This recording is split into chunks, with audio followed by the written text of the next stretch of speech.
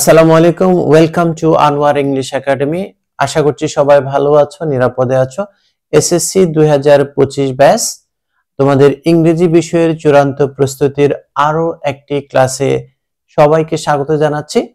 আজকের ক্লাসে আমি আলোচনা করব ঢাকা বোর্ড 2024 সালে আসা ট্যাগ কোশ্চেন গুলো নিয়ে, অর্থাৎ ঢাকা বোর্ড 2024 সালে যে ট্যাগ কোশ্চেন গুলো এসেছিল সেই প্রশ্নগুলোর আজকে সমাধান সহ বিস্তারিত আলোচনা করার চেষ্টা করব।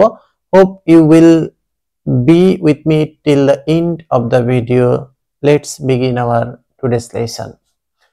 ডিয়ার স্টুডেন্টস, তোমরা দেখতে পাচ্ছ এখানে ঢাকা বোর্ডে আসা প্রশ্নটি আমি এখানে লিখেছি। 5টি প্রশ্ন এসেছে।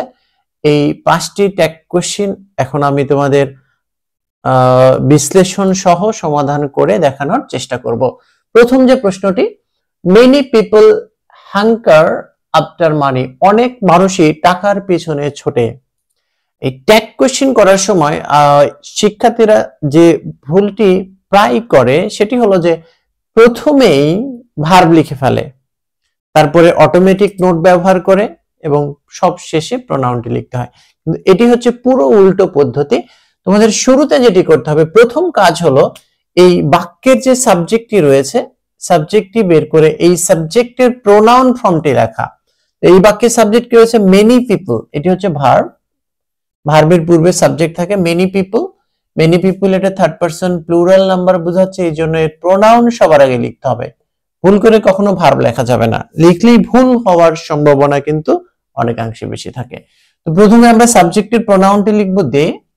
এরপরে এই যে ভার্বটি রয়েছে হাঙ্কার, হাঙ্কার আপনার মানে পিছনে পিছনে ছোটা বা লোপ করা।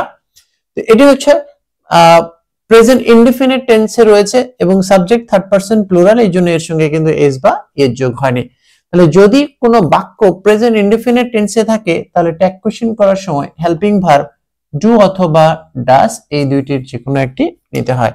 তোমরা জানো যে দে থার্ড পারসন প্লুরাল, এর সঙ্গে কিন্তু ডাজ হয় না, ডু হয়, এজন্য আমরা এখানে ডু লিখবো। এবার তৃতীয় নাম্বার কাজটি হলো এই বাক্যটি হ্যাঁ সূচক হলে আমরা এখানে নোট ব্যবহার করব এবং না সূচক হলে নোট ব্যবহার করব না। এটি 3 নাম্বার কাজ।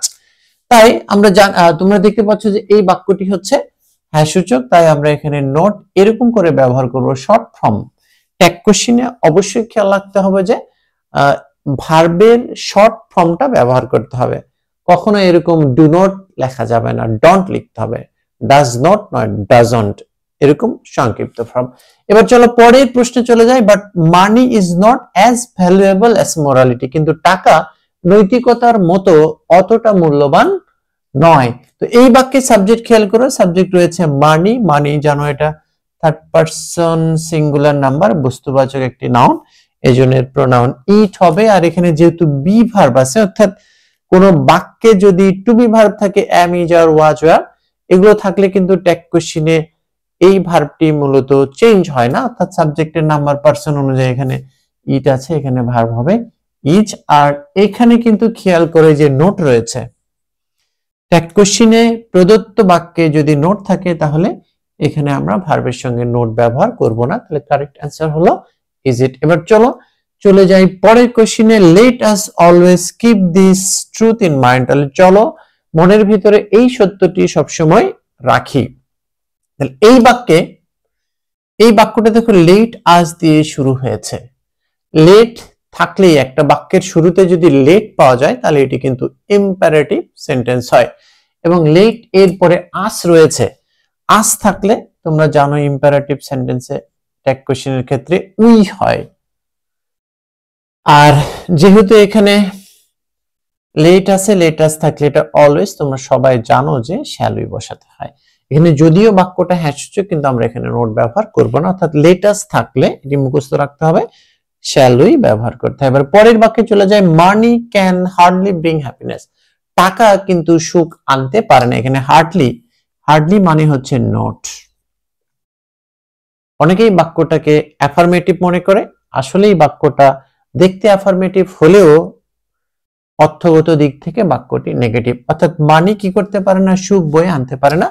বরাবরের মতো আমরা এই সাবজেক্টের প্রোনাউনটি লিখবো। মানির প্রোনাউন হচ্ছে এখানে ইট, আর এখানে তোমরা দেখতে পাচ্ছ যে দুইটা ভার্ব রয়েছে, একটা হেল্পিং আর একটা হলো প্রিন্সিপাল ভার্ব। হেল্পিং ভার্বের জায়গায় রয়েছে ক্যান, এটি একটা মডাল অক্সিলারি ভার্ব। মডাল অক্সিলারির ক্ষেত্রেও কিন্তু কোনো রকম পরিবর্তন করতে হয় না, এখানে ক্যান রয়েছে, ক্যানই লিখবো।